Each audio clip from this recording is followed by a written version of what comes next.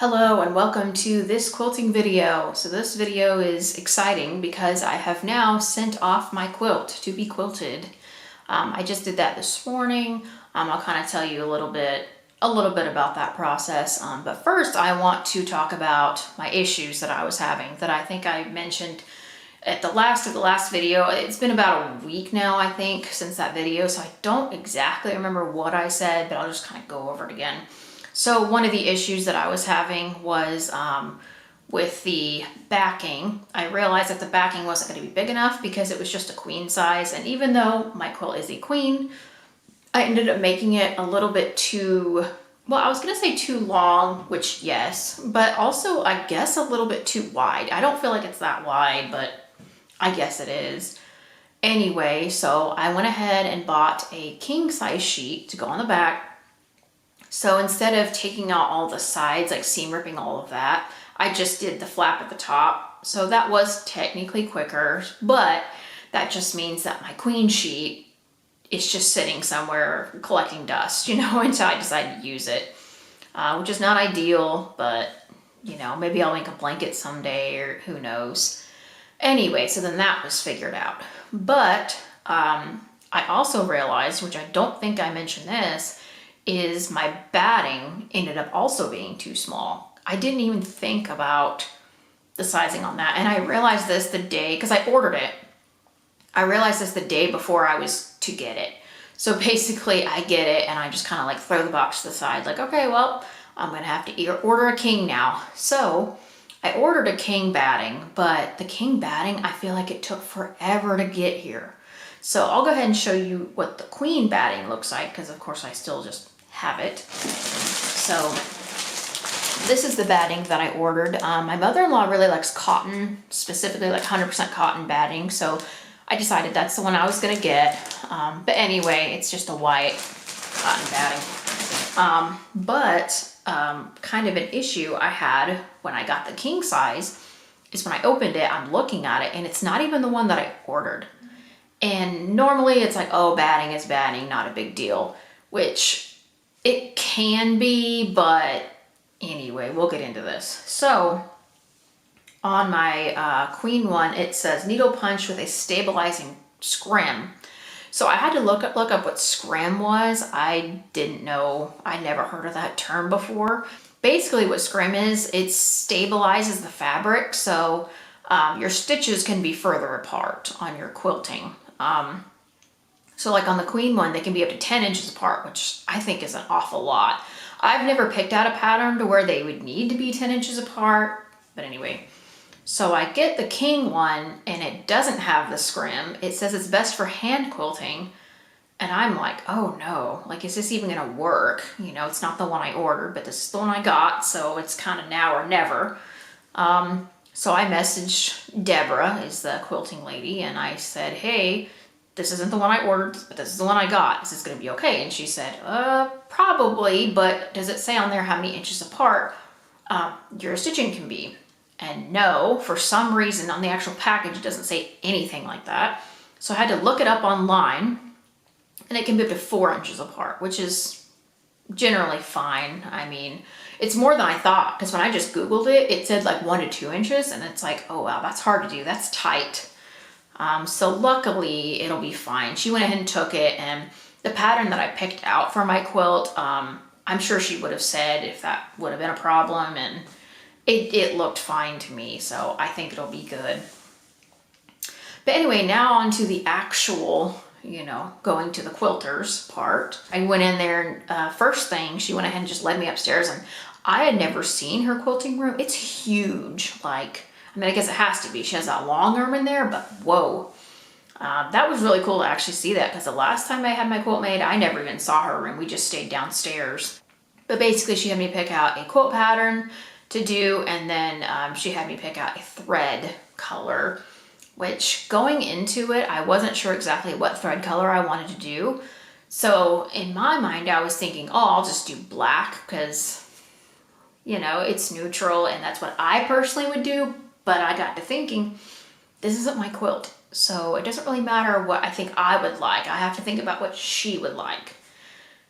So I asked her, I was like, okay, do you have like a bright green thread?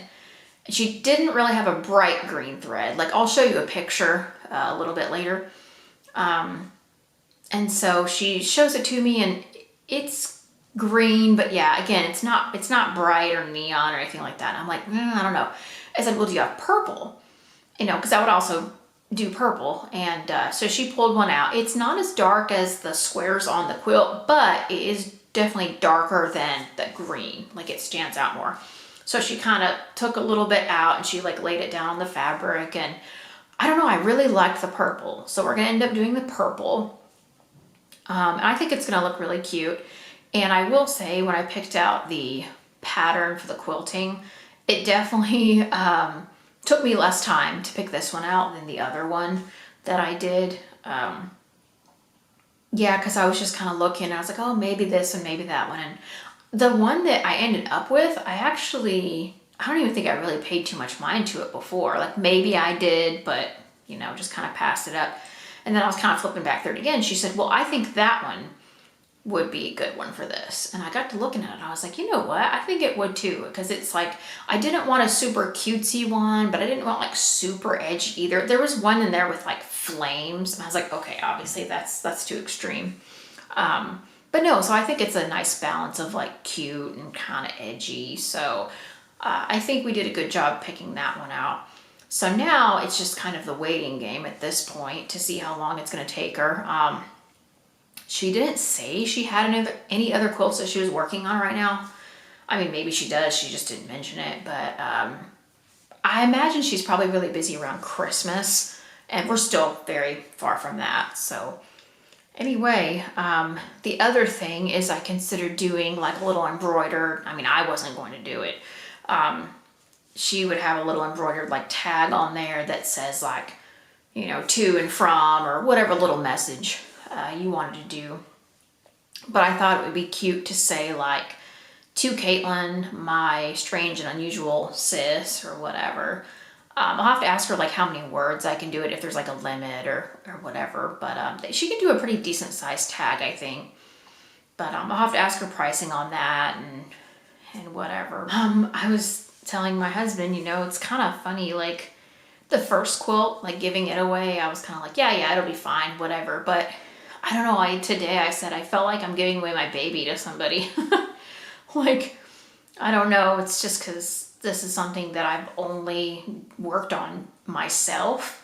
So I also feel kind of bad, like, oh gosh, if something goes wrong, it's like all on me because I'm the only one that worked on it, you know.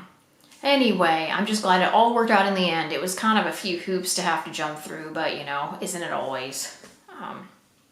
So that's that. The last thing I will have to do will be the binding, which I am still trying to decide exactly. I know I say this every time. I'm still trying to decide what to do with that. If I want to do like a multicolor thing. I thought about just sticking with the gray that I already have for the border. But I just don't know if I want to do that or not, because that might just be too plain. And with the other stuff being quilted, that might look kind of odd with the border already having the stitching and then the outer part not having the stitching. I don't know. I didn't really think about it before, but now I'm kind of thinking about it. That might look odd. And plus, I don't even know if I have enough fabric for that. That's another reason why I've considered just using kind of just whatever fabric I have left to make up the border. You know, just don't do all four of the colors, like, you know, the black, white, purple, and green, just kind of alternate them, like make a strip that way. I think they have to be, again, I'll have to look this up or ask my mother-in-law. I think they have to be like 3 inches wide. But another thing is, I was debating whether I should just wait till I get the quilt back to decide that, or if I should go ahead and start working on that and just kind of have it ready to go. Because technically, since I know the dimensions of the quilt, I could do that. But I'm still just like thinking on it. And I know I had mentioned pillowcases, but at this point, I've pretty much made up my mind. I'm not doing pillowcases. I'm not doing shams. I'm just forgetting about that whole thing.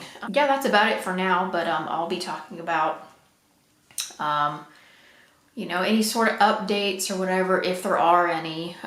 Like I said, I don't know how soon she'll get it done. I would assume it'd probably be as quick as like a couple of weeks. I'm trying to remember how long it took the other one. It was not a very long, like I thought it would take at least a month, but I mean, I think it only was 2 weeks. So we'll have to see. That's it for now.